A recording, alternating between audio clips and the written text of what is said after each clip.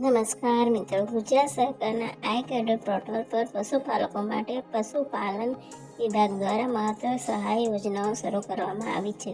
સૌથી પહેલાં છે ખાનદાન યોજના, જેમાં ગાભણ ગાય અને ભેંસ માટે વિયાણ પહેલાં અને પછી ખાનદાન ખરીદવામાં આર્થિક સહાય આપવામાં આવે છે.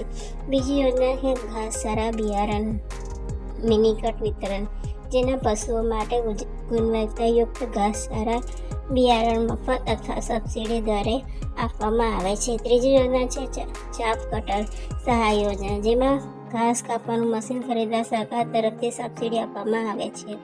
અરજી કરવા માટે આધાર કાર્ડ, રેશન કાર્ડ, પાસબુક, 7/12 અને 8 ઉતારા દસ્તાવેજની જરૂર પડશે.